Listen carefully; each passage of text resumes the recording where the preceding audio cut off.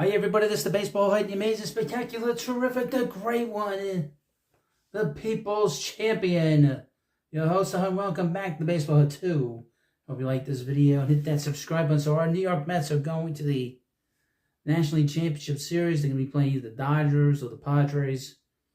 And that'll be starting on Sunday. But we're going to have a little fun at the Philadelphia Phillies and their fans.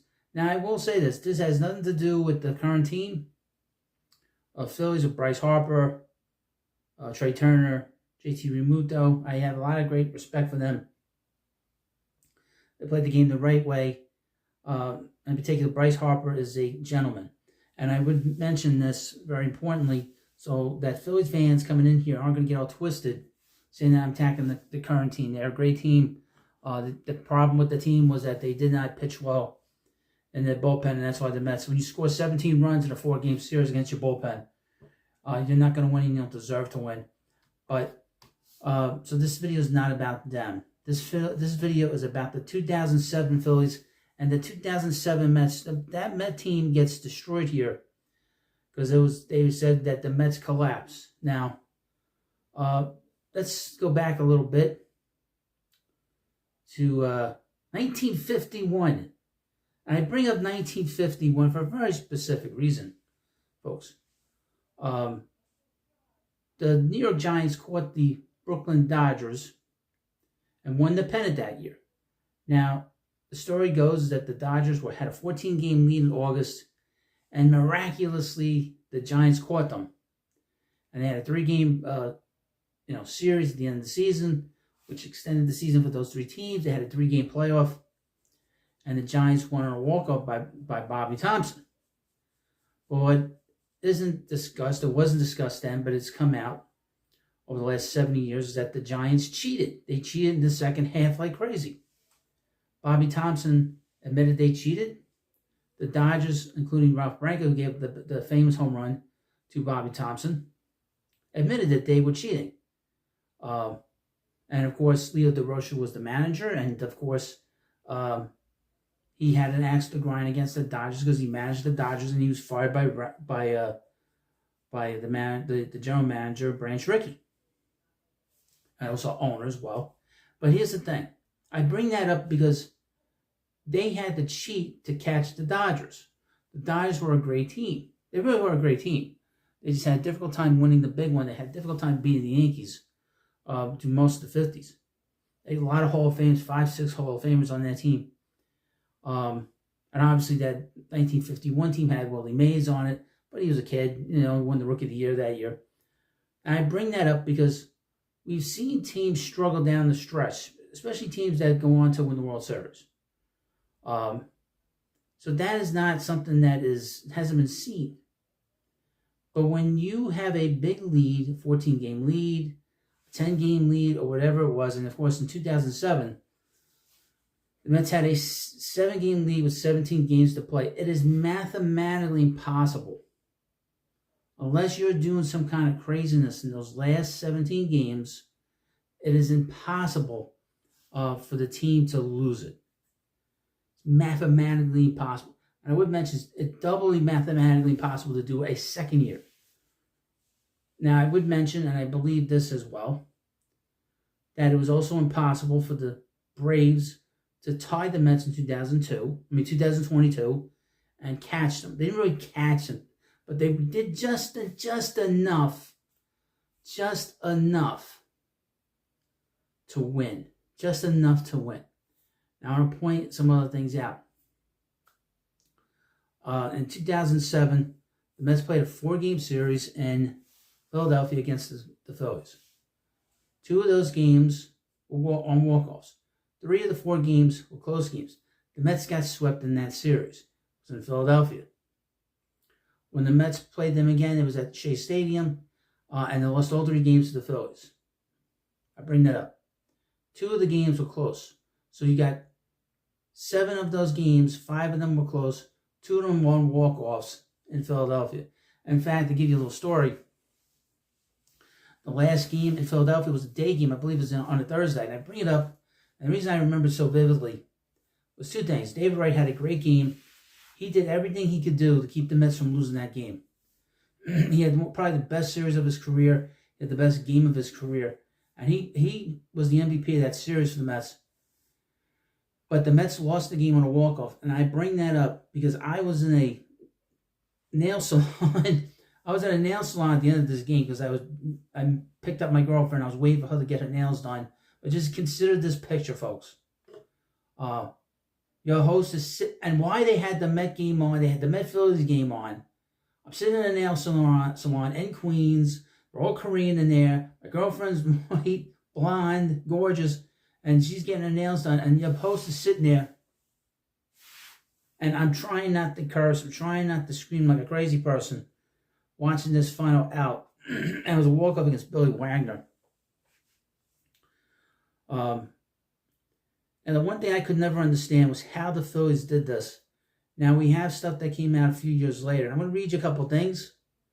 And we'll hopefully discuss it in the comment section. You Philly fans coming in here complaining, better be nice, or I'll send you off to the Phantom Zone. If you don't know what the Phantom Zone is, but that's what your team went off to this year. Here's from ESPN. Dated May 12, 2010. Headline. Manual. This is Charlie Manuel. Phillies not trying to steal signs. Denver. This happened in Denver. Binoculars in the bullpen. Major League Baseball didn't like what it saw and has told the Philadelphia Phillies to knock it off. The Phillies insisted Wednesday, they weren't trying to steal signs when bullpen coach Mick Billmeyer was caught on camera peering through binoculars from the bullpen bench at Coors Field earlier this week. Now remember, they'd already won a World Series in 2008. They beat the Rays in that World Series. Manager Charlie Manuel told the Associated Press that Billmeyer, the saintly Charlie Manuel, we'll get into him at the end of this video, told the Associated Press that Billmeyer was simply watching Philadelphia catcher Carlos Ruiz set up defensively Monday night. FSN Rocky Mountain, the flagship broadcast of the Colorado Rockies, showed Billmeyer using the binoculars to peer in on Colorado catcher Miguel Olivo while the Phillies were at bat in the top of the second inning. It also showed a quick image of Phillies center fielder Shane Victorino in the dugout on the bullpen phone in the top of the second. Quote, "We were not trying to steal signs," Manuel said. "We try to steal somebody else's signs? Yeah, if we can. But we don't do that. We're not going to let a guy stand up there in the bullpen with binoculars looking in. We're smarter than that." That's right. Look what the Astros did. Commissioner Bud Selig weighed in on the allegations on Thursday. Quote, "But I have to tell you now, you could get me started on history. Stealing signs has been around for 100 years. In my days, as a Braves fan way back when, Bob Bull was caught in the bleachers in Wrigley Field giving signs to Adcock and Hank Aaron." Well, FoxSports.com first reported the reprimand from the league, which reviewed video of the matter Tuesday. Well, if they didn't think they did something wrong, why did they reprimand them? If you're a good team and you win, I think you don't need to do that because they get good hitters. They got good players, Olivo said. If it helps them, if they don't get caught, then whatever. If they get caught, then they're going to have to pay for it. While stealing signs is something all teams try to do, using electronic equipment, enhanced devices, and technology is not allowed in baseball. We saw what happened with the Astros in 2007. Nobody got punished. It's not the first time allegations of cheating have been lobbied at the Phillies. The New York Mets accused the Phillies of stealing signs through a center field camera in 2007. And the Boston Red Sox leveled charges against him in 2008. During the World Series last year, former Phillies manager Larry Bowa said Philadelphia has a reputation for stealing signs. Bowa, now the Los Angeles Dodgers third base coach, told Philadelphia radio station ESPN 950 there were rumors of the Phillies using a center field camera to swipe signs. There's rumors going around that when you played the Phillies, there's a camera somewhere on our bullpen. People are giving signs, Bowa said at the time. Catchers are constantly changing signs. That's the rumor. Now, is it proven? No. Now, I'm going to mention this, and we're going to get into this next thing right now. Now, I bring this up for a very simple fact. One, I think it bothers the Phillies fans. It's something fun to talk about. It gets the Phillies fans all riled up and it gets people to watch. But more importantly, the Philadelphia Philly players that played on those teams are the biggest bunch of losers in creation, because instead of being quiet about how they play the Mets, they keep poking the bear.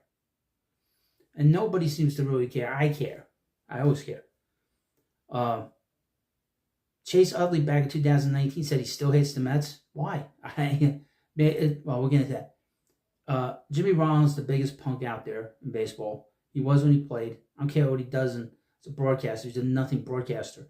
And then, of course, Cole Hamels, who has like an axe to grind against the New York Mets.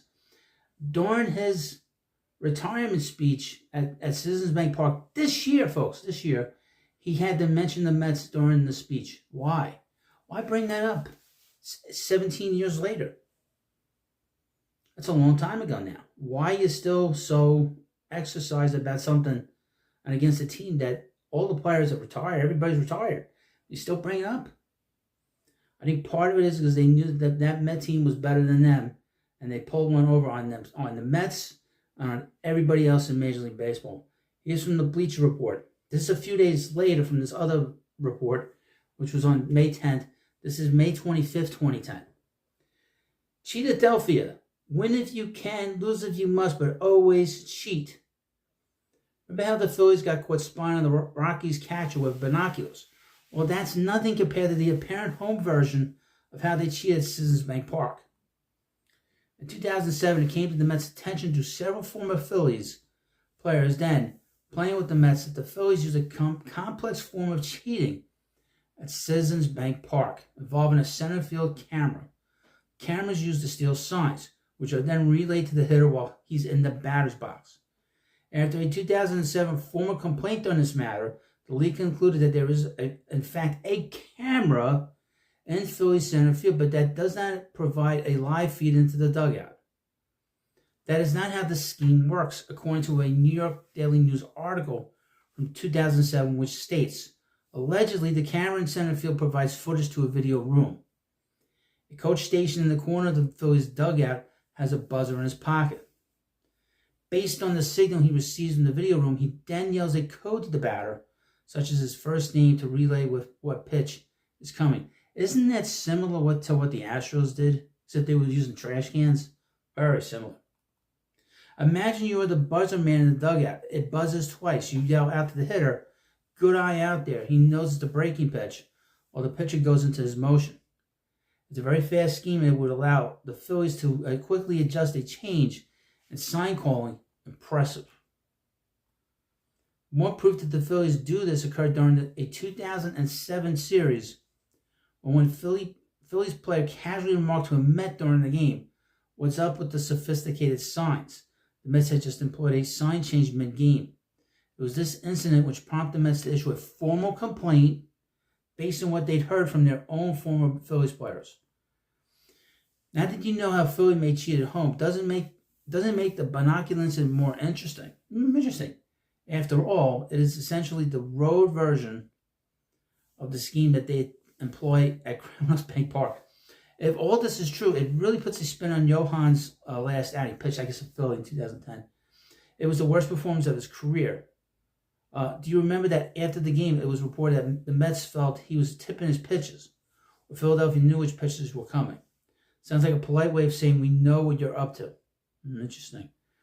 It turns out Charlie Manuel has a long history of being accused of cheating, going back to 1999 when he was with the Cleveland Indians. The Red Sox have complained twice, the Yankees once, and the Mets twice. Last year during a World Series game in Philadelphia, the casual fan had no idea why the Yankees catcher took an unprecedented number of trips to the mound. It has been speculated that this was either to change signs or go signless. So, you have multiple instances and multiple occurrences during this time period with the Phillies in particular, and Charlie Manuel teams in particular, they do this stuff. So that's why I say to myself, why did the Phillies of that era, they have nothing to prove in one World Series? You beat the Mets fair and square. then what's the issue here? Why do you keep bringing up the Mets all these years later? 17 years later, you have to keep digging and digging and digging. So that's why I'm doing this video, just to have a little fun. I'm sure this will get out to somebody, and somebody will say, wow, you never know. But just wanted to mention that. Again, I think a lot of it has to do with the fact that the Phillies know that those Met teams were very, very talented.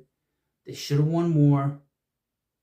And they shouldn't have collapsed. And I would mention two of the biggest culprits those 2 years that really hurt the Mets was two players in particular, Oli Perez and Tom Glavine. They're the biggest reason why those teams collapse. Okay. The third to last day of the season, that Friday night against the Marlins in 2007, Oli Perez had nothing. Pitched terribly. Then when the next day, when John Maine pitched a shutout to a one-hitter, then the next day, Tom Glavine had nothing. And then when the game was over, he couldn't care less that the Mets lost. He couldn't care less that he stole money from the Mets. And he went back to Atlanta. Went back to where he came from. And then the following year, Oli Perez lost the last game of the year and against the Marlins at home again, the last day at Shea Stadium. And of course, Johan pitched the game before and pitched a great game. But the point is that if these old Phillies are going to keep doing this, I'm going to keep bringing up the fact that they cheated. Our Mets and smeared our team for how many years? 8 years. For 17 years, have smeared this team. And now one Phillies come out and said, yeah, we were doing it, but former Phillies were telling the Mets that they were doing it. They got some scam going on all these years. I'm going to keep talking about it until it brings it to the light. The best thing to do is bring it to the light. That's why so many Braves fans got mad at me last year when I started bringing up the fact that I thought the Braves were cheating 2 years ago. Mathematically, and the Braves did just enough to tie the Mets. Mention about the Braves one more time. When the Braves played the Mets at Citi Field 2 years ago, the Mets took 4 out of 5 games, including a doubleheader sweep. And then when the Mets went to Atlanta, they lost all 3. And then the series before the series the series after the series in Citi Field, the Mets lost 3 out of 4. So don't tell me something wasn't going on down there. So, and I'm not a paranoid person. It's just sort of these small little things. It's mathematically impossible to blow these kinds of leads. You got 140 years, 120 years of Major League Baseball. It is nearly impossible to do it. Mathematically. Unless you're doing some kind of monkey business that you shouldn't be doing. Well, thank you for watching this video. Hope you enjoyed it. And of course, please subscribe to Baseball 2. And I'll see you later.